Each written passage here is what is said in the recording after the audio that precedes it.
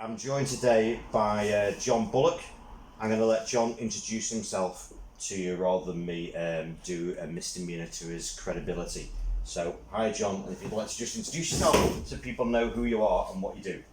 Good morning, Phil. How are you? I'm very well, thanks. How are you, John? Not too bad. Thanks for the coffee, John. Yeah, hey, that's no problem at all. No problem at all.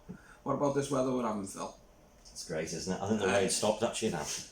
Oh God, I hope it has. It's absolutely awful. But Phil, yeah, my name's John Bullock, and so what am I doing now? I feel like I've come complete circle. So let me tell you exactly about where I am now and what I'm up to now. Yeah, we start off with where you are now, and then we can obviously backtrack to the exciting things during your life. Absolutely. So now I run a very unique leadership program that helps people to creatively and strategically think much clearer, leading to optimal performance with great impact, improving the quality of your life. Now I know I'm going to have to unpack that, Phil. Is that your elevator pitch, John? Yeah, and my God, if I practice that, I'm telling you, if I practice that. And, that was word perfect. Yeah, I know. Say it again, John. I like that. I feel like I'm pat myself on the back. You're absolutely right. But I'll unpack it because it really is. There's a lot that's being said, but it has to be said because it is unique and it is so different. But we live very much in a stressful society. I've spent 25 years in business. You know, I'm used to the constant phone calls. I remember when I was going on holiday, my missus would say to me, "We're meant to be on holiday. What are you doing?" and you know, you're trying to explain that you can't switch off while you're running a business, you know. Yeah. And because you're running a business, there's an expectation value that you'll respond if a client comes to you. But inevitably, it puts you under various stress with your family, with your business, because you feel obliged. And I know you, Phil, and I know you like to give a qualitative service, and I do myself. You like to give it the best that you can do, and knowing that you've done the best that you can do, you feel, well, there's not much more I can do, you know, at this point. But just to know that you've given it and feel restful in yourself, that's what you've done, you've given it the best you can.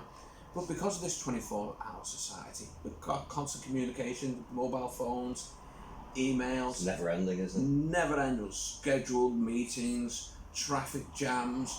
No wonder why we're pulling our hair out today, you know. And we're in that situation, aren't we? Because of that and where we are, it does create a lot of stress. Yes. And I felt it, and I know other people, and we're sort of looking at how do we deliver, but how do at the same time with our ability to be able to deliver, how do we soften the stress crisis situation without sort of feeling like your heart's going to explode, or you feel you can't deliver, because we've all been in those type of situations where you think, I don't know what do I do in this situation. Yeah. So what optimal performance is about looking at your peak performance, and this unique leadership program is about getting you to peak perform over a longer duration period of time. And what's unique about it is the way that we go about it. We take you from the comfortable to the uncomfortable.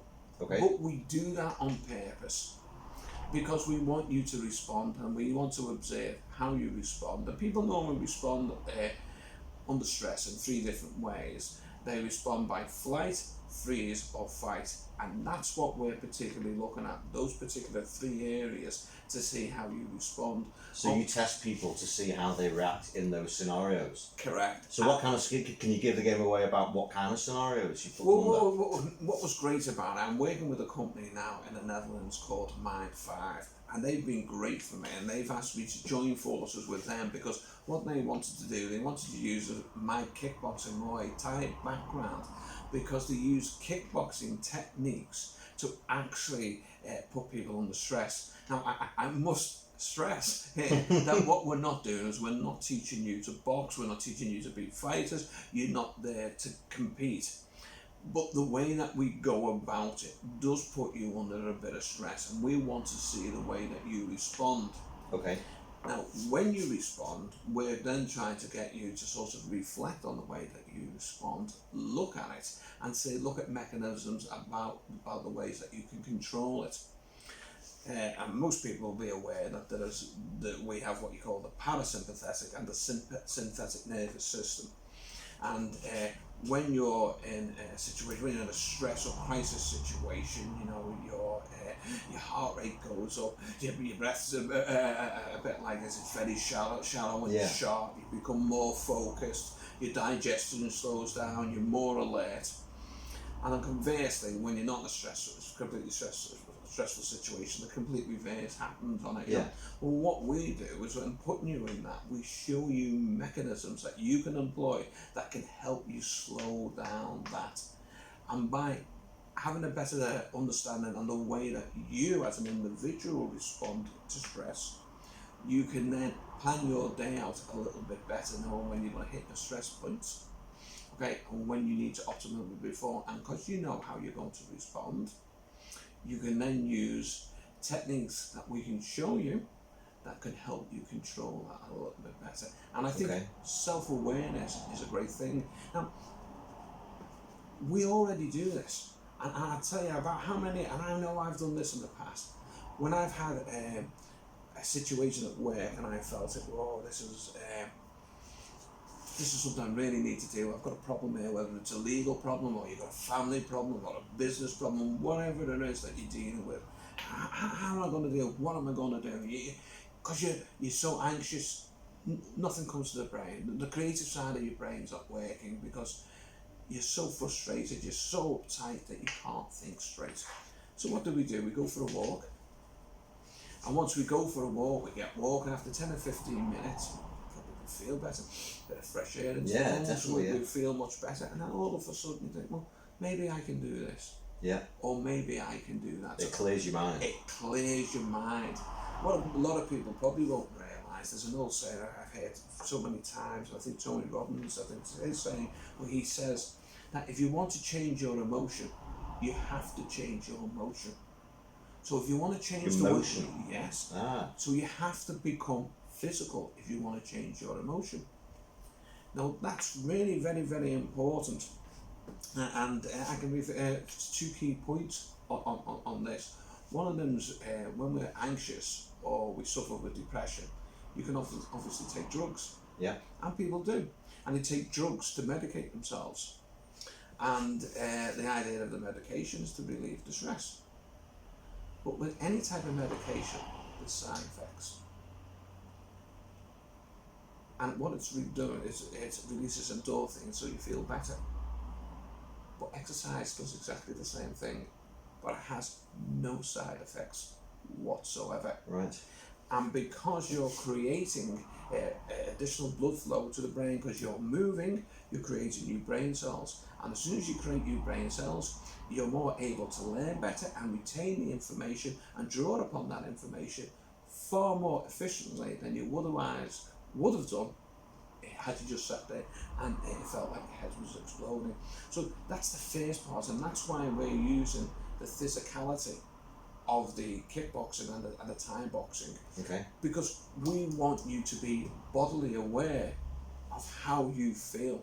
Right, okay. And it's important for it because we need to get an emotional reaction from you. Because during the emotional reaction is the time that we learn the most.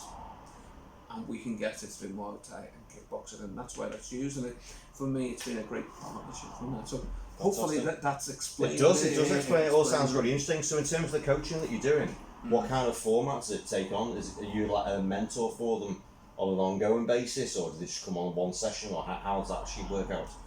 My Fire offers many different ways of delivering it, but from my perspective, I want to do sort of workshops where I'm either dealing with an executive team or the business owner wants his team to actually perform over a longer duration. So when they're in a stressful environment, they can actually plan their day out better and get a better return on investment, because instead of shrinking to the stress, they understand better what's happening and are able to perform better, which is what we're trying to deliver to give them a return on investment. So yeah, workshops for large businesses, corporations, councils, football clubs, that type of thing that I'm looking to do. And the other side that I want to deliver is retreats. Now, in retreats, it will be more intensive, and it will be perhaps over 8 days. Okay. And so we're looking at various locations for not going to be here in the rain, I presume. Not here in the rain, no. But there's some exotic. Yeah, there's some exotic sounds good to me. I mean, obviously, I know you're a fellow traveller. With Thailand is an obvious place. We're looking at Thailand, possibly Hong Kong, or maybe somewhere in China, because we just think there's a big community out there now. The economy is obviously expanded in China, and there's a lot of people that work very hard, long hours, so they're very stressed. So we're hoping that we may be able to deliver a program over there as well. So the retreats and workshops is something that ideally I want to deliver, and also at this moment in time we're building an online educational program. Okay. With regards that people can subscribe to.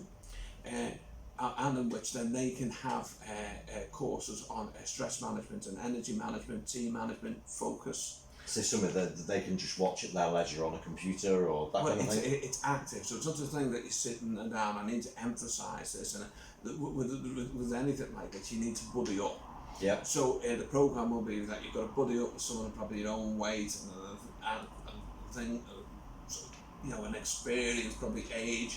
Because you've got to sort of help one another on the journey with regards to the way. So you'll just guide the two of them. Exactly, and the trouble is we won't be able to do this exactly the same as we would do with the program, because I'm not there to see you and the way you observe and maybe change things. So it's a very elementary level. But what it does is, as an introduction, it will give you an insight to the way the program works. But more manifestly, you will have an outcome, and that outcome will be when you do the stress management, you will learn to control your stress, guaranteed. When you do the energy management, we'll show you a way to energize yourself and to have a greater degree of energy. All right, cool. So in terms of who this is aimed at, have you got an ideal target market? I don't like that expression, but have you got an ideal target market? Niche, we'll say niche. Niche market. Yeah, a niche market, yes. I suppose. Is it niche? Well, it is, because I think... niche, as they say in America. It's like... They say niche, apparently. Oh, is that right? Okay. Yeah. It is, because I think it will be a corporation, it will be a company, maybe, from maybe 15 and above employees type of thing, anything going upwards from there. That's looking at their team, the way their team performs, and maybe they have... employees going off with stress. Okay. And they're just a bit concerned about that, and they want to offer some type of program. Or they've been doing very, very well, but they're aware that they're bringing on more business, and then what they want to make sure is that their employees are in a good place as they move forward. So the program would fit for them. And the programs nearly always run over 6 weeks. So we have 6 different topics each week. Okay. And so the program changes every week, but it does deliver on the stress, energy, focus, holding focus, team. So it works on all those kind of themes. But we do use exercise with them, just to get, as I said, to get you the blood flowing, so you're more willing to learn and you take it in. And we do that purposely because you will learn better. Okay. But we also make sure during the sessions that you have time to recover and time to reflect on what's happened. All right, brilliant. And is this information available anywhere? It's on my website now. Which is what? PainPointCoach. PainPointCoach. PainPointCoach, yeah. Pain as if you're studying your toe, type of thing. Yeah, it's that type of thing. So PainPointCoach.co.uk. And it's just because it's a pain point for most people. Stress in the 21st century, it's such a big thing. And we hear such a lot about kids now, don't we? At school, they're under stress, and we're wondering how the techniques that we're going to employ. And I think as parents, we all want to help our kids as best as we can. But if they're seeing us stressed, that we're not really being helpful. But if they learn ways of coping with it, then you've got a mechanism then in which they can help their kids sort of move forward. What I like about and this isn't blowing smoke at your backside, but what I like about the fact and what I know of you and your background, so you're coaching people on how to improve their existence in life, kind of thing. And I think when it comes to coaching, the first thing people look at is well how can you how are you going to benefit me, like what have you done yourself in your life. And I know from the little bit I know about you, obviously through your martial arts and through your business, that you've obviously been on that journey yourself, so you can reflect back on that. So you're a credible coach at the beginning of a new career. So you're like really excited now, because obviously you've been through so many different businesses. Absolutely. Not Phil, so that's many a great different question. businesses. Phil, that's a great question. Thank you, John. Thank you. I do feel passionate about it. You're absolutely right, and I hope that comes across. No, it does. Genuinely, it does. That's what I spent 25 years in the property taxation business, and I think for the last 4 or 5 years, I became tired. The sort of risk and reward relationship became out of kilter because of all the changes in legislation, and I knew I'd become tired. Yeah. And I think when there's time to move on. And so I successfully sold that business July, so it's been over 12 months now, in July 2018. And just as I sold, talk about things just happening at the right time, Mind 5, we got in contact with one another. Right. I seen just by fate. Just by fate, it was just there. And then the director phoned me up and said, yeah, we definitely would like you to come aboard. So it was great. Great timing, yeah. It was just fantastic timing, yeah. Absolutely. So I've spent a lot of time, I'm going back over to the Netherlands next month, and I've spent a lot of time looking at I'm no psychologist, I'm not a counsellor, I don't want to pretend to be those things, but making me aware of the way people respond, because they have the background and the experience, because they've done it, and they've shown me how to employ it. So I'm actually doing that course at this moment in time, and it's made me, obviously, as you know, I've had a lot of Thai boxing and kickboxing fights over the years, and we've managed to recover those fights from VHS video and to digitise them. But having this has it's been able to explain what's happening mentally and emotionally and physically within the body, and help people move on. Phil, it's given me a great insight, and I told me to talk a little bit about the Thai boxing and the kickboxing now, because what it made me do is it made me look at my fighting career, because I had some great fights, Phil, when I was bloody good, but I had some awful fights as well when I was not so good, and that's just being honest, And I thought to myself, well, what made me really do really well on that fight, and what made me do so poor on that one? If you'd seen the fight when I was really well, you'd say, I don't want to meet him. And if you see the fight where it wasn't so good, you say, well, it's not all what it's cracked up to be. So, did you see the interview yesterday, or hear the interview with Joanna Conta, the tennis player? No, I didn't. She was in Wimbledon, and she got beaten. She got beaten the quarterfinals, or the round before the quarterfinals, and the interviewer sort of was trying to challenge her. I'm sorry, I did see. Did you? Yeah. And they sort of put her on the spot. No, it just comes to mind now with you just saying that. Yeah. Because. And he did. Listen to it on the radio when they talk to other sports people. They say, at the end of the day, sometimes with all the training and best training in the world, on the day you just have a bad day at the office, so to speak. A bad day in the ring or on the court or whatever. I suppose if you're challenged on that on national radio, then obviously you're still going to put your guard up, Yeah, absolutely. You're right, and it is very difficult to get that right mindset, and that's particularly what we're looking at now. And what happened to me really resonates with me, because I know it happened to me. And it's being able to look at that and say, well, what happened? What was the difference in the mindset when you got in the ring and you were able to perform so great? Is mindset a big part of boxing as well? Absolutely. The best mindset of course got to be Muhammad Ali, hasn't it? Before he stepped in the ring, the confidence in that man. He was human. He must have felt like we all did. Yeah. And God knows, Phil, every time I stepped into that ring, until I threw that first punch, I was scared. Yeah. And that's the reality of it. I think most people say, no, the reality, until I... Is that the fear of losing, or the fear of getting hurt, or what's the fear? Well, actually, that's a great question as well. And when I've looked at that, it doesn't rationalise, because when you're in the heat of battle type of thing, you don't really feel nothing. It's not till later. You think, oh God, that hurt. Do you know what I mean? So I can't explain it, but possibly the only way I could explain it in this is that when you don't really know a person and you're suddenly stepping in the ring and suddenly you're punching and kicking him or whatever, and there's no real reason for you. It's not as if you're being attacked and that, you know, and all of a sudden you got to do it. It can be a hard thing to do, you know. Do you feel bad when you hurt somebody? Maybe not at the time, but afterwards. I think, I think there is. There's an inevitability. I wouldn't want to hate anyone to such a degree that they never got up. And you know, you look at Nigel Benn and Chris Eubank, and you think about what happened to them and their personal journey, you know. And Chris Eubank, you know, he sort of loves the guy now, you know, and it's.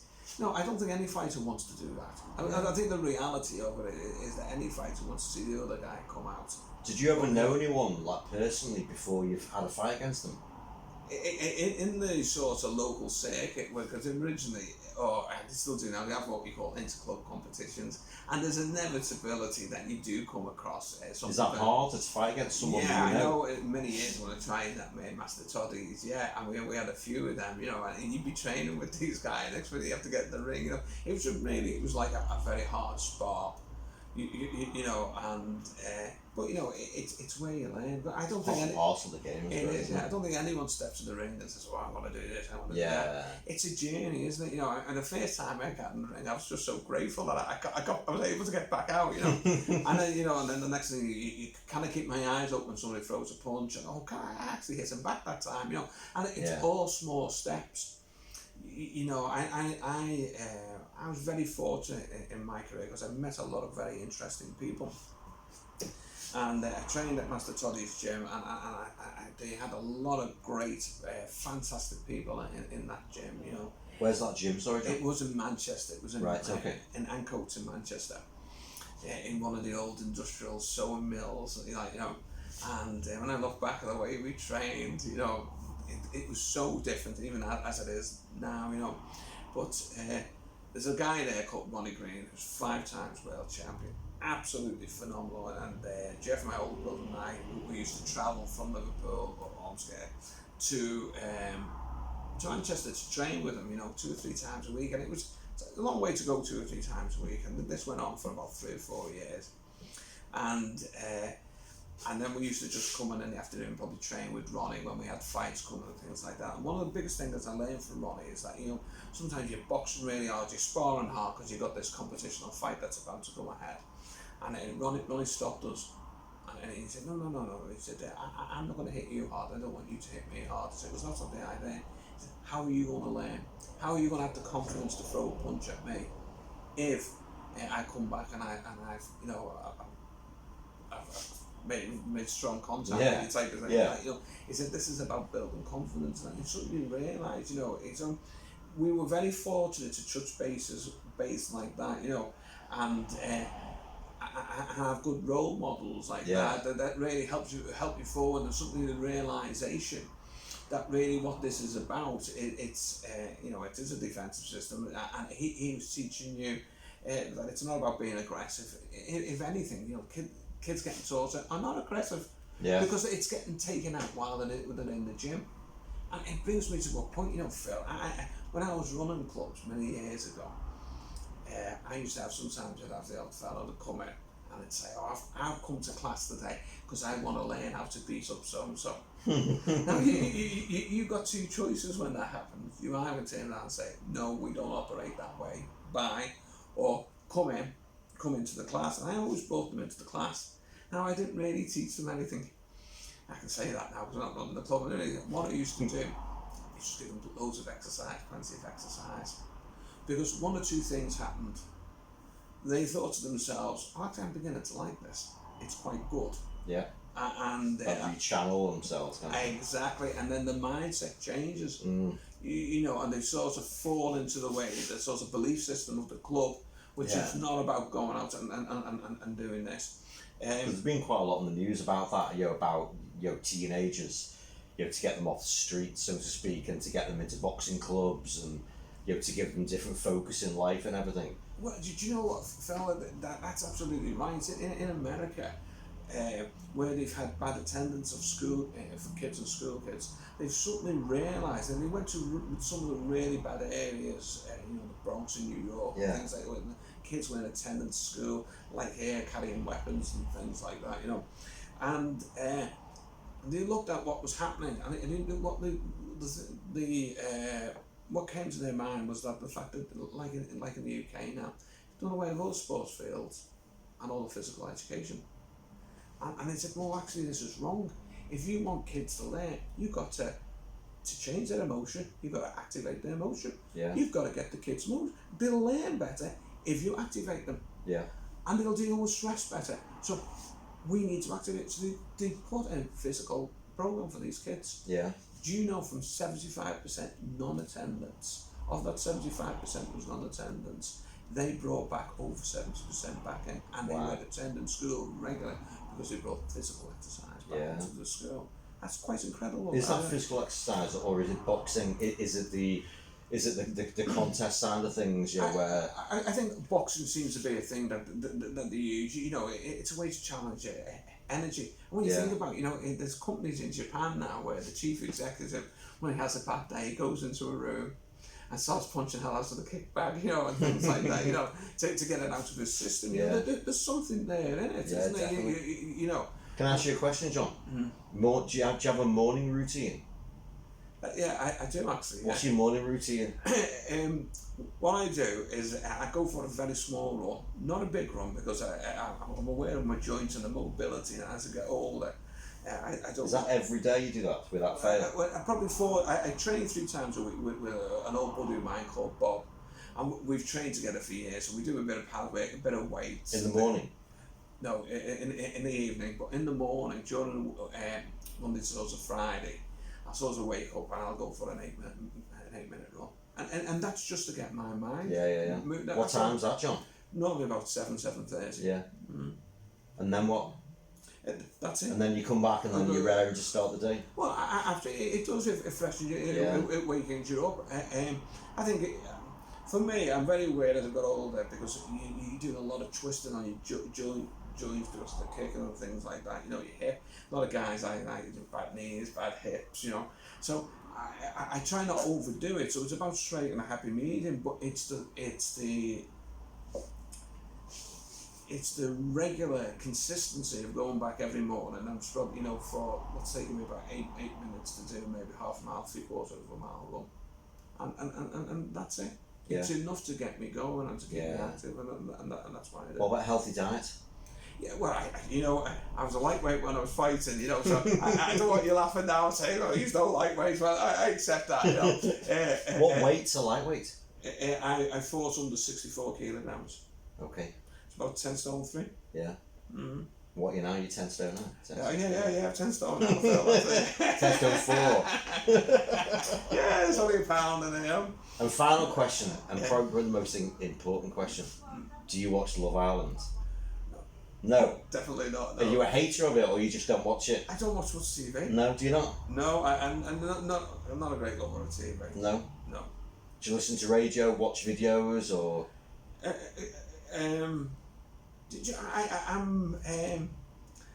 I love going out and socialising. I love talking to people. And like talking? Yeah. God, that's a surprise. I'd like to really coax all this information out of you today, John. I know, I realise that. So I love talking, I love meeting people. Yeah. I become fidgety in front of the TV. Don't really enjoy it. There's not much I'll watch on TV now. I can't think of the last thing that I made. I watched 7 Up, which was a recent thing that came up. It was 63 Up. And it was that social program. Yeah, the children. The ex-James Bond director came up with it as a very young man. I can't. Was it Guy Hamilton? I can't quite remember now. Anyway. Yeah. But he's 7 Up, and he take kids at 7. Give the child a 7. I'll give you the man or the woman. Yeah. One of them supposed to pass away, and I thought to me, what a great social experiment that's been. It's been interesting watching these people's lives. And the journey, there's some people that really stand out. I mean, there was one young lady, she's recently passed away, which is very sad. And around 60, so very young, you know. Yeah. And then there's Neil, who's from Liverpool, who's you know, he's found life very difficult in every decision that it's taken. It's pain, and you can see that with every decision it's taken. It shows in his face. And then there's young Tony, Tony from London, you know, he's always been a very bouncy type of character. He's a taxi driver, you know, he's done the knowledge type of thing, you know. And, you know, they're really interesting people as you watch them and they come and listening to, you know, where the people, the kids from Eton, where they've ended up, and the other kids. Yeah, you know, really interesting. It's really shows what life's like in England, and still Happy is. days. And still is today. Of course it is. Yeah. Right, John, we're up to half an hour now. Can you believe that? Half an hour talking. Where's it gone? I know. It's half an hour of our life. Well, hopefully it's been interesting for anyone listening this far. If they have listened this far, please just remind us of where people can find out about your new business, please. Okay, website is PainPointCoach.co.uk. Okay. And the office number is 0151 523 6203. Okay, and on social media, where can they find you on social media? Facebook. Yeah. And LinkedIn. PainPointCoach. PainPointCoach, yeah. Absolutely. All right, brilliant. Okie dokie, John. Well, thank you so much. Genuinely really interesting. Thank you. Shall we do another one in the future anyway and see where you're up to with your new business and everything? Yeah, I'd love to. Thanks very much for the opportunity, Phil. So cheers. I love what you're doing. Thanks very much, John. Cheers, all right, cheers for listening, guys. Speak to you soon. Bye-bye. I don't know if it's out. You're joking. Oh no, it's there. It's on. Ha ha.